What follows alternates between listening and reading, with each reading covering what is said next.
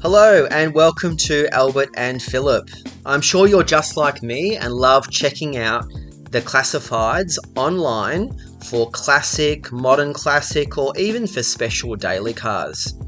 So this video is all about that, and I'm going to share with you some of the cars that I'm following at the moment. But before we begin, I just wanted to say that I have no connection to the sellers of these cars, no connection to the companies that are selling them, and also I do not verify these cars in any way, shape or form, so please do your own research. So let's start off with the first car that I'm currently following, and it is a Japanese export, auction grade 4, 1992 Nissan Skyline GTR R32 manual for $68,800. Car Sales is telling us that this is well below market, and it's a competitive price in today's market. The prices of these have gone down a little bit, as have all cars. This one looks good in the pictures, but again, you'd want to check it out in person.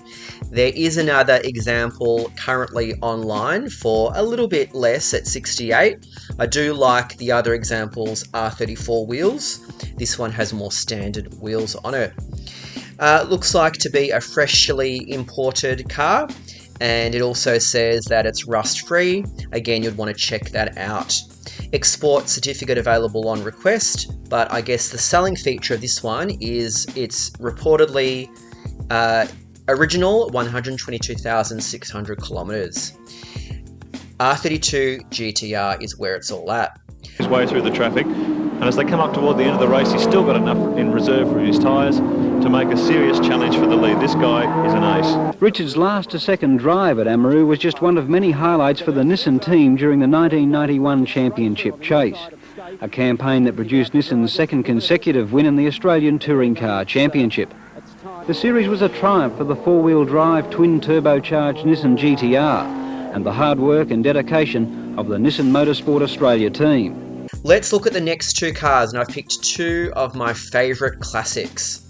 Let's start off with this 1954 Austin Healey. This is currently up on Facebook Marketplace for $65,000. It's a deceased estate car. Looks great in the pictures, but what I like about this example is it's retained its original seats, soft top and tonneau, carpet and interior, and boot trim, which is quite rare to see in these cars that are, approaching 70 years old now. I do love the shape of these. These earlier cars do have a slightly awkward 3-speed gearbox that's in a reverse pattern with an overdrive. So I guess that might take a little bit getting used to, but I'm sure you would. Let's have a look at the patinaed seats, which look amazing. Imagine putting a little bit of moisturizer into those just to lift them up a little bit. But what a cool, fun car. 100 Hillies are ranging in price, but some go for $85,000 to $90,000. So at 65, this is a good buy. Let's have a look at the next car, which is a 1957 Austin Healey 106.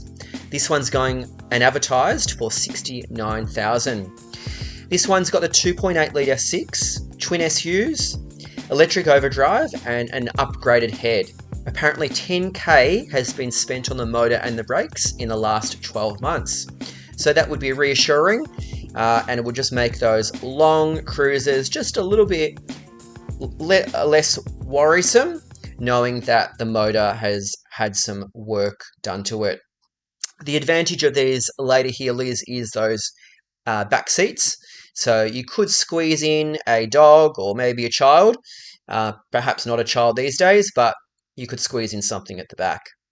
Okay, next two cars, and I've chosen two 987 Porsches because I think there's still a lot of value in that platform. I'm a big fan of the 987 platform, having owned a Porsche Cayman base model, but the one I'm going to share with you is a Porsche Cayman S with a manual.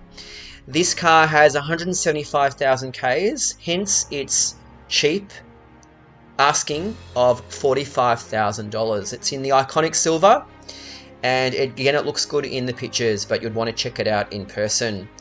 The Cayman S is a real driver's car. This one looks like it's been upgraded with a head unit, which isn't such a bad idea. It probably has Bluetooth, and Apple CarPlay or Android Auto. So again, a modern touch. Cayman S. I think these are going to be a future classic, which at $45,000, these should be holding their value quite well, I would think. Well, let's say you wanted to have a bit more open air motoring. You could go for this Porsche Boxster S 987 2005 for $44,000. This one's got 94,000 Ks on it, so fairly low Ks for something that's nearly 20 years old. Can you believe the 987 platform? We're nearly looking at 20 years old. It's not going to be long until we see these cars on special classic permit plates. This one looks like a good buy. I like the all black, black on the inside, black on the outside.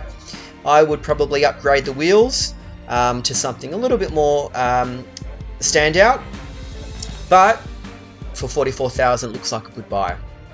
Okay, and the next part of this video, we're going to look at the cars that have been just slipped away. These are the cars that have gone away. First up, we have this 1976 Porsche Targa 911 manual. Now, this particular car was advertised at $82,000. Again, that's quite a competitive amount in these days. And this one has sold. I'm not sure what it sold for, but this one has gone. This was a locally delivered car with a non-matching numbers engine. 1976 Porsche 911. Another car that slipped away was this 1971 Datsun 240Z, and it sold for $58,250 plus fees when collecting cars.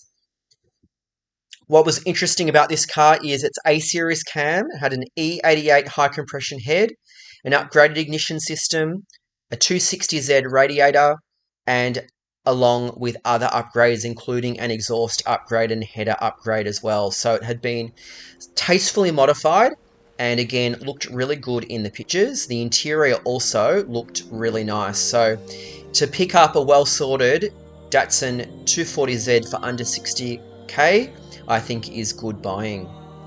Okay, let's look at another example that's got away, and I've chosen a bit of an oddball example. This was a 2008 Volkswagen Golf GTI Mark V, and this one sold for just over $13,000. What I liked about it though was its low Ks, 69,000 Ks on these. Most of these are really high Ks, so getting one with these low Ks for such a low amount is good buying. I think these are the best Golf shape. And again, these are going to be a future classic. Fun to drive, easy to maintain, and good looking car even today. Okay, let's have a look at two modern classics that I've got. First one's a little bit of a controversial choice, but I've selected a 2016 CLA 45 AMG Auto. This one's got 99,000 Ks. What I love about it is the color. Look at that glorious red color. Doesn't it suit this wagon so well? This one in particular has got a Mercedes-Benz service from new, so that is quite reassuring because these high-performance four-cylinder engines do need that regular servicing. Okay, let's look at the next one, and it's a 2015 Volvo V60 Polestar Auto. Now, these are really quite rare in Australia. They look really, really funky. This one has got painted black wheels. It's also got ceramic coating, but it's got relatively okay Ks at 138,000 Ks. But I just think if you're after a cool, funky looking wagon, go for one of these Polestars. Polestar tuned with really great Öhlins suspension, fantastic handling, they look fantastic, and you've got that all-wheel drive as well. Okay, let's have a look at two cars that are upcoming in an auction soon, and we're going to the Lloyds Auctions, which are coming up. And these are two picks that I've chosen. The first one is a genuine E48 Charger. Hey, Charger! Who's that? Oh, just a girl from work. Hey, Charger! They from work too? Yeah, accounts. Yeah, they're accounts. Hey, Charger! Now, these E48 Chargers, 122 were made and 19 are known to still exist. This one's got super low Ks at 101,000 Ks, and it's in its original limelight color. Let's have a look at this. Doesn't look fantastic. Bit of a tear on the seat there, but that could be easily fixed or replaced. But what a cool car, the E48 Charger. And the next one I've picked coming up at Lloyds is a beautiful Jaguar XK120 Australia delivered. Doesn't that look beautiful with its burgundy interior and the silver Duco on the outside? This particular example was delivered to Adelaide in 1951, and in 1974 it came to Sydney, and in December 2019 it was restored over an 18-month period. It looks fantastic in the pictures, but it'd be interesting to see what these go for. Will it be a 200k car? Will it be a 150k car? We'll just have to find out. But what a cool car, the Jaguar XK120. Okay, our last car that I'm following is on Trading Garage, and it is a fantastic looking 1973 BMW 3-litre CSL. Now, these are a homologation car. This one looks particularly fantastic in its gold Duco. This one was delivered new to the United Kingdom, and it has extensive documentation, and it was been meticulously serviced before passing through 2 new owners after 2022. Now, it's a non-matching engine car, and it does say in the description that it could be restored to concours level or just used as is. So it's currently at 15,500 with 12 days left. So this one's one to follow. Be interesting to see what it goes for. What a cool car. Well, that's it in this market update. I hope you've enjoyed listening and watching, and please let me know in the comments, which car would you choose out of the cars that I've shown you, or what have I missed? Let me know, send me a link. What car are you currently following in the market at the moment?